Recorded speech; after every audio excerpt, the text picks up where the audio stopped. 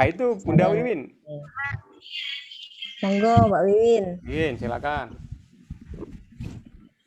Alhamdulillah, Assalamualaikum warahmatullahi wabarakatuh. Waalaikumsalam warahmatullahi wabarakatuh.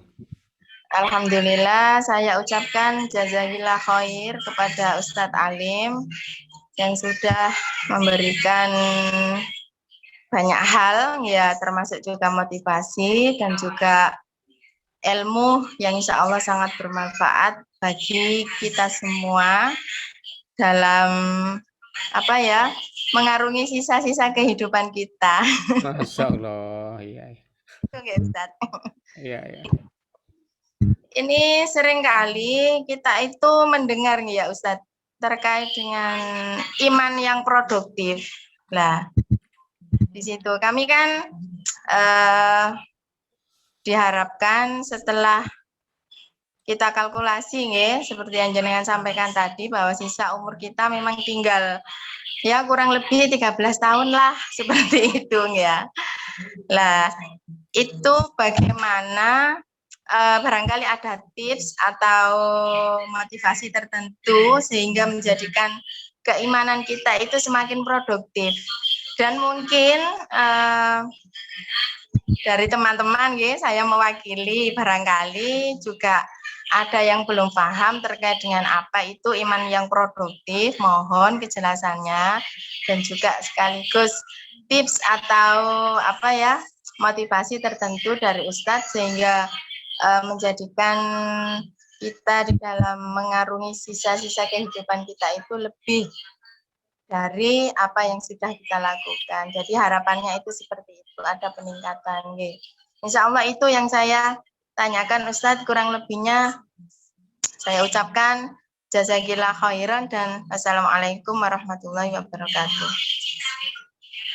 Waalaikumsalam warahmatullahi wabarakatuh. Saya sebenarnya manggil Ustazah ini sama Mbak Wiwin ini ya.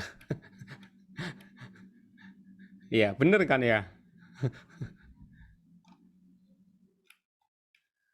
Oke. Keliru, saya bukan ustazah, Ustadz. Saya itu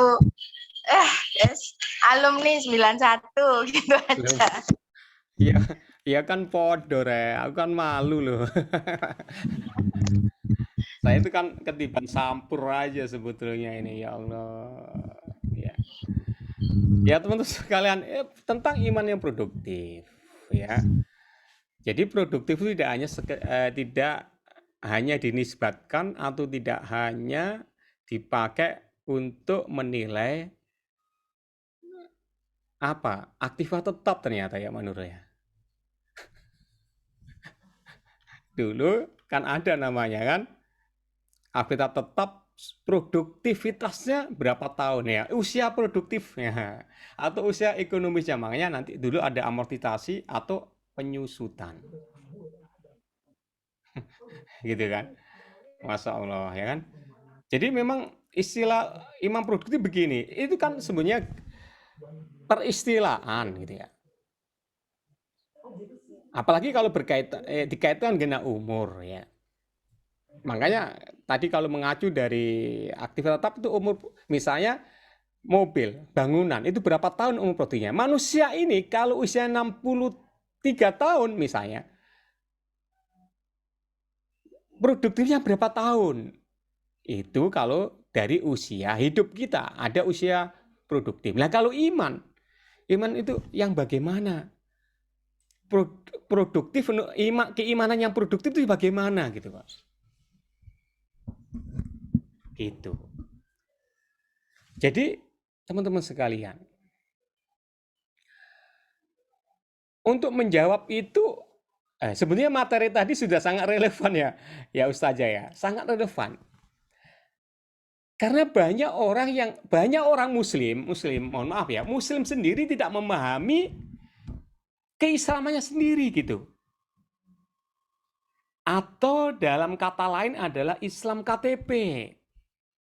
Mohon maaf teman-teman, yang di Bali ini, saya kan lagi di Bali nih. Yang merantau di Bali itu juga banyak muslim. Tapi berapa banyak orang muslim yang sholat? Atau mungkin nggak di Bali ya, di Mojokerto aja lah. Apakah semua muslimnya sholat? Apakah kemudian jika dia juga ketika Ramadan puasa? Apakah dia juga membayar zakat? Kan begitu. Teman-teman sekalian, kita sudah bisa melihat kita ini imannya produktif apa enggak? Iman itu bergerak loh ya. Iman itu seperti tumbuh, hidup. Iman itu bukan seperti benda mati ya. Iman itu bisa bertumbuh, menumbuhkan gitu. Ada pergerakan di situ, ada gejolak, ada semangat. Ya, iman itu akan bertambah ketika ada amal dan akan berkurang ketika mengerjakan maksiat. Ayo, itu ada rumusnya ya, ada temnya ya. Ada skemnya gitu, skemnya ya. Tolong dicatat. Iman itu bertambah kalau kita mengerjakan amal kebaikan atau ketakwaan. Iman itu akan turun ketika kita mengerjakan maksiat. Itu rumus. Nah, kembali lagi. Berapa banyak orang yang memahami syahadat? Maksudnya gimana? Simpelnya gimana sih? Orang yang tidak paham dengan syahadat itu apa? Yang tidak paham, dia tidak sholat, dia tidak zakat, apalagi haji. Ya kan? Dia tidak puasa, dia bermaksiat, padahal dia muslim. Berarti dia tidak paham apa itu syahadatain, tidak tahu makna syahadat. Padahal nanti teman-teman, nanti di materi berikutnya ada nanti apa yang membatalkan syahadat. Jadi syahadat itu bisa batal sama dengan kita bikin kontrak. Kontrak bisnis itu bisa batal loh kalau ada yang apa? Yang tidak melaksanakan poin-poin yang ada di situ. Dan banyak sekali hal-hal yang bisa membatalkan syahadat. Sangat ngeri sekali teman-teman. Dan ini kita harus pelajari gitu. Ya, lah kalau iman kita nggak produktif ya, karena syahadat yang tidak mengerti dan lainnya tadi, berarti dari usaha kita ini berapa tahun yang benar-benar kita persembahkan kepada Allah SWT. Nah, kalau sudah terlanjur, nah kita sudah menjelang 50 tahun, sekarang baru tobat, baru sadar. Bagaimana caranya? Caranya adalah harus berpikir cerdas dalam beribadah. Supaya apa? Bisa menutupi kekurangan-kekurangan kita di masa lalu, teman-teman. Cerdas beribadah misalnya apa? Ibadah itu kan ada ibadah mado, ada ghairu mado. Ibadah itu juga ada peringkat-peringkatnya. Misalnya, kalau kita sedekah, infak itu ada yang disebut zakat, ada yang disebut sedekah. Ya kan? Ada yang disebut wakaf. Ya, dari sini aja kalau kita tahu ilmunya, mana ya harta yang lebih produktif sehingga nanti berbuah amal di akhirat bisa sepanjang masa, itu sudah mulai kita pilih-pilih. Ya, misalnya sedekah jariyah. Itu tetap mengalir ketika kita sudah nggak ada. Betul nggak teman-teman? Mulai kita pikirkan apa ya sodako yang bisa berjariah, yang bisa mengalir. Berarti ada wakaf. Sodako yang kita berikan untuk apa? Tempat-tempat dakwah yang bisa digunakan walaupun kita sudah nggak ada. Kaderisasi, ada anak-anak kita, anak-anak muda kita buatkan musola, kita gunakan TPG, fasilitas-fasilitas sehingga kemudian dia mengerti tentang agama, kemudian bisa ngaji. Selama ilmunya dipakai, maka mengalir. Itu disebut juga ilmu yang bermanfaat. Ilmu bermanfaat tidak harus saya bisa hadis, kemudian saya ajarkan, tidak hanya itu, termasuk orang yang memodali, tanda kutip ya, orang yang membiayai orang-orang penghafal Quran, orang ustadz-ustadz, para dai-dai, para hafiz itu juga termasuk di sana.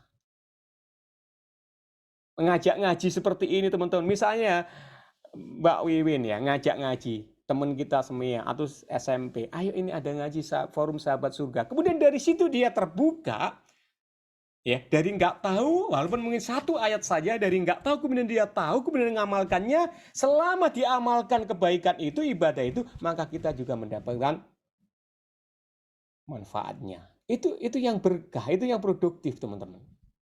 Ya, di samping istilah-istilah yang lain ya, gitu. Maka semua itu ternyata dimulai dari syahadat. Makanya dulu Rasulullah SAW ketika berdakwah di Mekah selama 13 tahun sebelum hijrah ke Mekah, tidak ada perintah sholat yang ditekankan hanya kembali pada Allah, sholat kepada Allah, bukan sholat, kembali menunjukkan bahwa Tuhan kalian adalah Allah. Bahkan sholat aja belum ada teman-teman. Sholat itu ketika ada Isra Mi'raj. 13 tahun itu hanya mengenakan tauhid. Inti dari tauhid adalah apa tadi? Asasus inqilab tadi yang sampaikan adalah syahadat teman-teman. Dulu teman-teman, orang zaman batu misalnya, keluar dari gua, zaman batu ya, keluar dari gua ketemu batu lagi, kan gitu kan? Begitu ada batu gede, ini kok ada batu gede, kayaknya ini Tuhanku, dibersihkan, ya kan? Terus disembah. Orang yang tinggal di hutan, ketemu pohon, kemana ke kanan kiri ketemu pohon, ada pohon yang gede, kemudian pohonnya disarungin, kemudian didoain, kemudian jadi Tuhannya. Maka tugas Islam para dai saat itu adalah menyampaikan, itu bukan Tuhanmu, Tuhanmu hanya Allah. Seperti itu dulu begitu. Ya, awal-awalnya jadi syahadat itu yang luar biasa. Makanya dari syahadat inilah kemudian seharusnya kita bisa berubah.